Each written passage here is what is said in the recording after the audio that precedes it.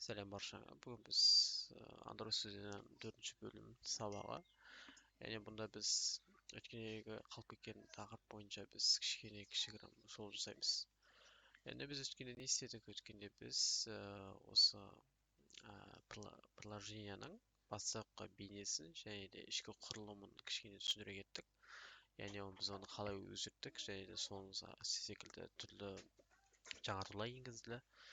Яғни осымен қатар біз кішкене шолу жасасақ, бізде өткен сабақта біз осы приложение ішіндегі жалпы ішіндегі құрылымдармен кішкене өзгертулер жасадық. Яғни ішіндегі мысалы кәдімгі бізге таныс онлайн магазиндердің ішкі құрылымдары, яғни профиль, тапсырыс, арба, яғни іздеу батырмалары секілді түрлі құрылымдар енгізілді.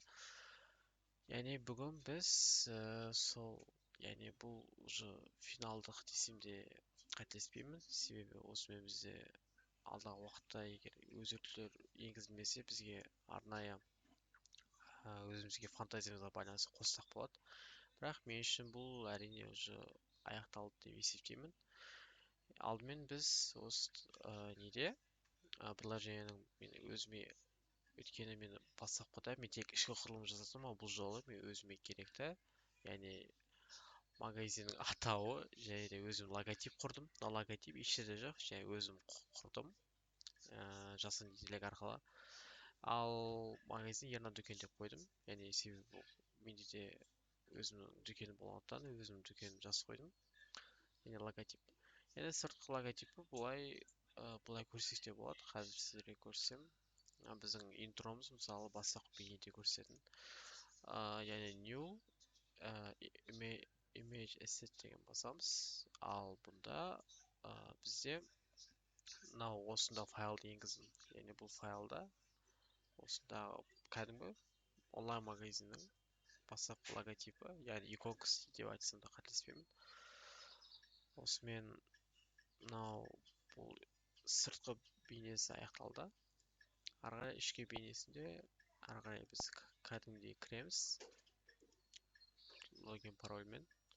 Так, өзім сохранить етіп қойған едім.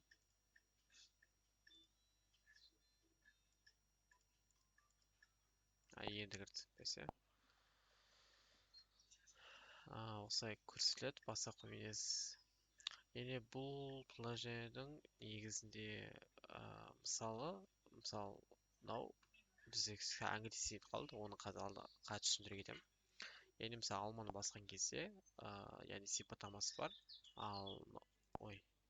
Сипаттамасы, яғни бұл менде английский деп қалған себебі, английский деген себебі мен негізі бұларды қазақша жазғанмын бастапқыда.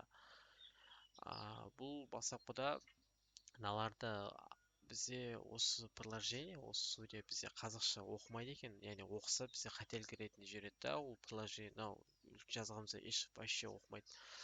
Ал мыналардың бәрін бұл иконка арқылы енгізілген да, бұлар біз қазір көрсетемін. Так, layout қана, layout. Так.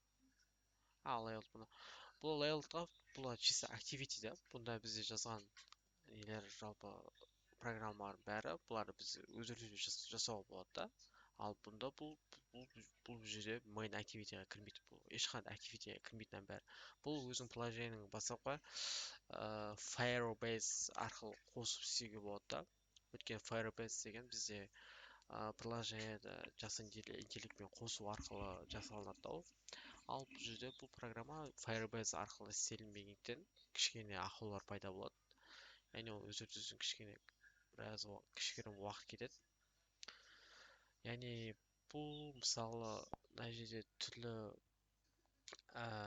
көкөністер бар еді, бірақ менің көзімше бұлар жойылып кетті. Мыналар бар еді, бірақ мен айтқанда Firebase арқылы функциясын қосу арқылы негізі түрлі бүкіл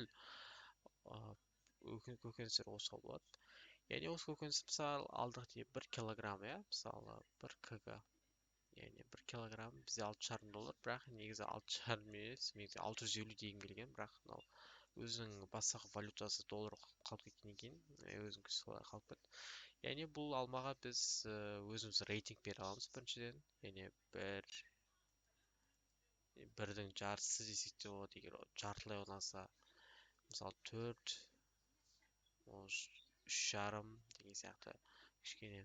Және себетке қосу секілді осындай батырмалар бар. Жалпы негізі приложение осымен аяқталды десем қателеспеймін. Енді көрем алдағы уақытта жаңа проекттерді өзім бастамасам, немесе бұл проектте кішігірім тағы жаңартулар енгізсем болады. Болды, көргендеріңізге бәріңе рахмет. Бәріңе сау бол.